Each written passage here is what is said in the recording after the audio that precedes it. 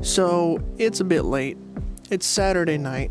It is 1:15 in the morning, and I had some thoughts that came into my head that I kind of felt like talking about. I was thinking the other day about the ways in which I create content and how that plays a role in me creating music for my channel, and the different ways that I end up creating music or covers, how they come to be, and like what that means for me as a musician, as a creator of content, of anything.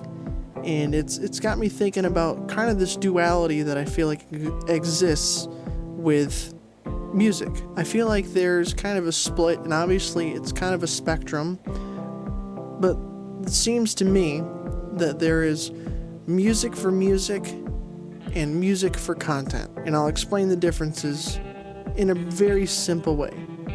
Music for music is you're a musician and you create music for music's sake with no other influence other than you wanting to create music. It can be about whatever you want, but you're creating music for the sake of creating music. Music for content is music that's created at the end of some vehicle that is content. Sort of like my Helldivers song that I created. It's a completely original metal song, completely written originally by me, and it's put out to stream if you haven't streamed it yet. But I created it because of the advent of the popularity of Helldivers 2. And I also enjoy the game, so I'm not just kind of posing or being fake following trends or whatnot. I actually do really enjoy Helldivers 2. But if it weren't for Helldivers 2 being a pop culture thing, and if it weren't for me also being a content creator, I probably wouldn't write a song about Helldivers 2. But because it exists and because there's content, and I like to make content, Helldivers 2 plus music equals Into Hell, the original song. So with those two, to me, the big difference is the finished product. The finished product, the intent of the finished product is different. On the side of music for music's sake, the intent is just to make music about whatever it is you're going to make. And that can be about politics, it can be about love, it can be about potatoes, like I've done potatoes. I wrote a song that was just completely for fun's sake about potatoes. That wasn't necessarily for content's sake. That was just because I was writing some riffs. I wanted to put out a new song, and the first lyrics that came to mind were potatoes, and so that's what it became, compared to the Helldivers song, Into Hell, which was music for content's sake.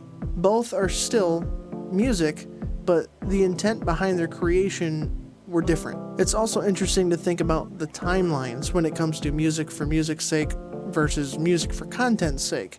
Now, obviously, content and content creation is a very fast-paced, timeline-driven process. There's always a rush to do the next thing. You're always moving on to the next project. Once you finish something, it's kind of in the rear-view mirror, and you're on to the next project, whatever it is.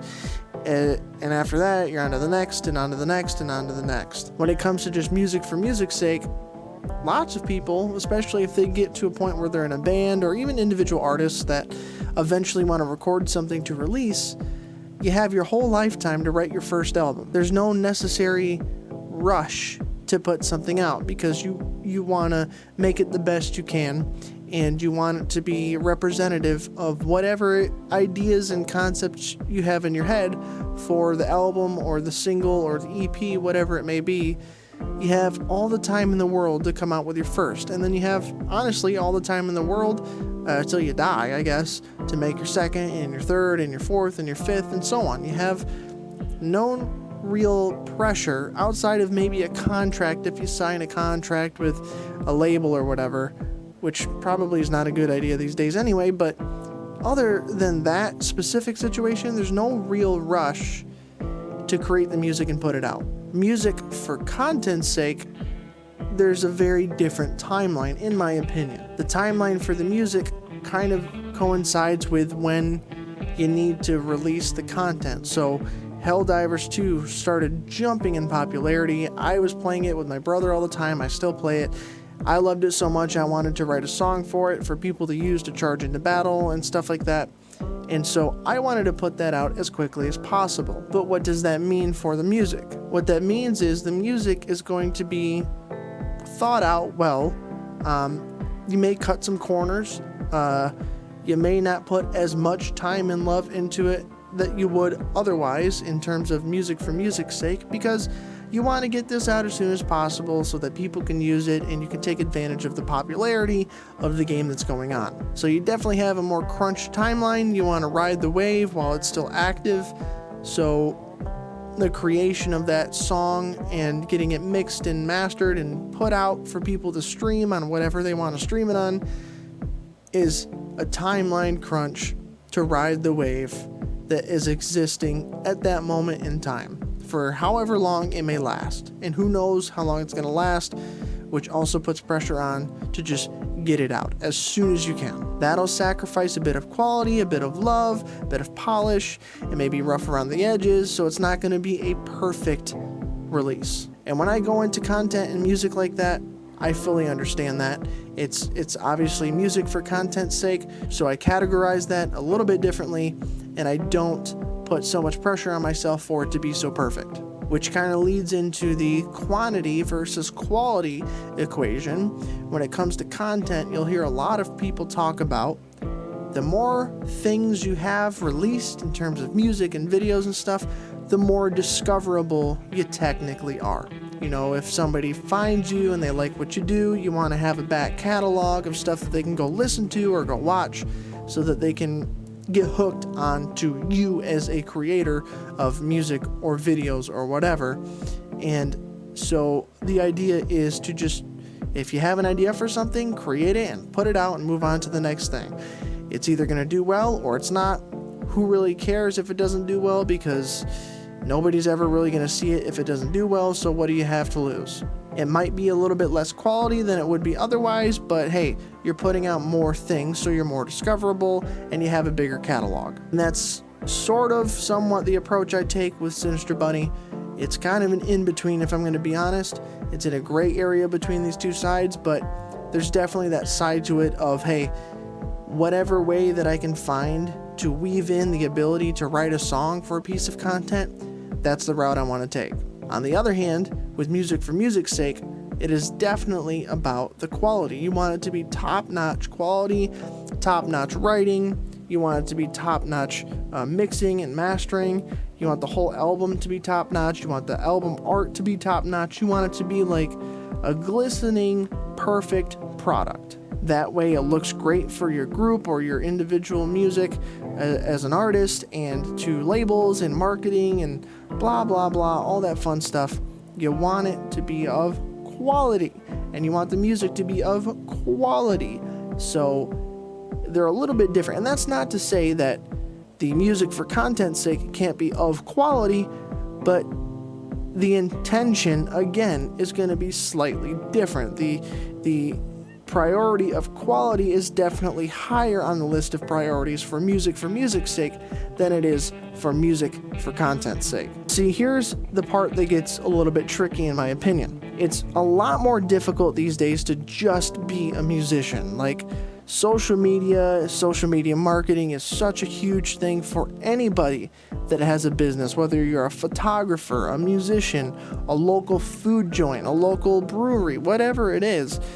You can't really do much if you don't take advantage of social media. It's just kind of the way the world works now, and if you stay out of that, you're going to be kind of buried. So being only a musician is a lot more difficult. There's obviously, if they don't do it themselves, they have a team of people that do the social media things for them, like big bands like Metallica. I doubt they're all doing Instagram posts and thread posts or Twitter posts or whatever. There's a team, social media team, that does the social media things and the social media marketing and all that for them, because they know of how important it is to have a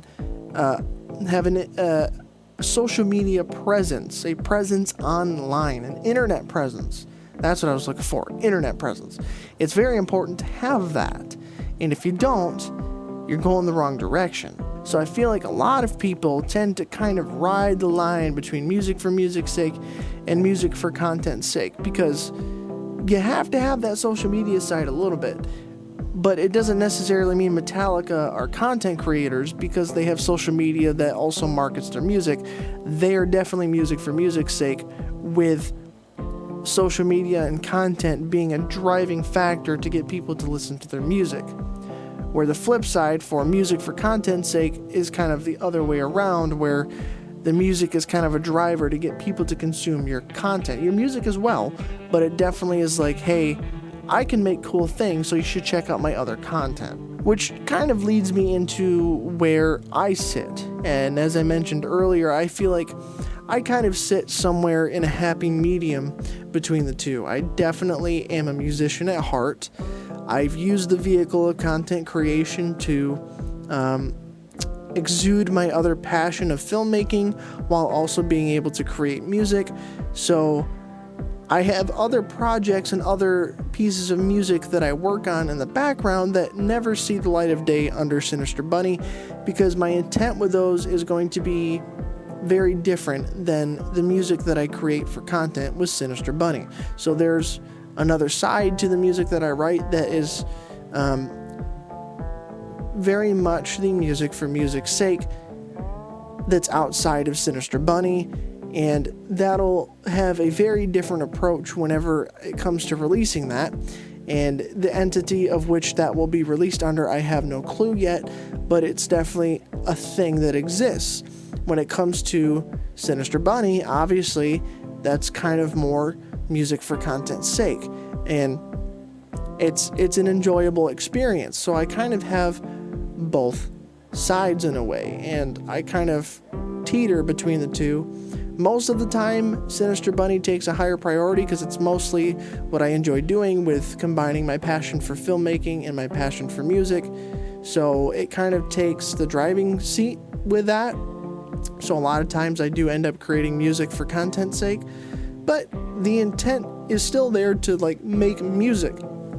It's just that content creation is the vehicle to present that music. So writing Potatoes was a way to making the video of how to write a metal song in 5 minutes was a means to an end just to write an original song.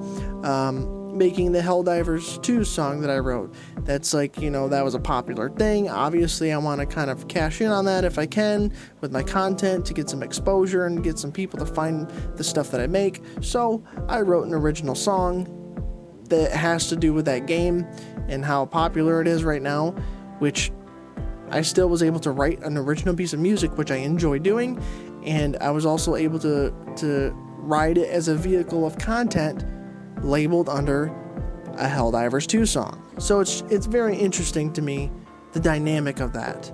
And, I know this is a big, long ramble about maybe nothing, but it was just an interesting idea that I had rattling around in my head about, wow, there's a very huge difference between the two worlds of, hey, there's music for music's sake, and then there's music for content's sake. And the way that those two intertwine and how people play between them and ride one side more than the other is very interesting to me, especially for myself, because I feel like I teeter. I kind of go one way more one day and another way more another day. And sometimes it's exactly in the middle, and sometimes it's far this way or far that way. It's just very interesting, honestly, with just where the world is and what that means for musicians, because this content thing exists. So where does everybody really sit these days? And that's kind of the question of what I was asking myself that led to this entire late night rambling of a semi-interesting idea. I don't know. Let me know your thoughts down in the comments. Do you ride that line? Are you a music for music's sake, or are you a music for content's sake type of person? Otherwise, check out the videos that are on your screen right now, and I'll see you in the next video. Hopefully next time it's not a very late 1:30 a.m. recording. But hey, when the time comes, the time comes.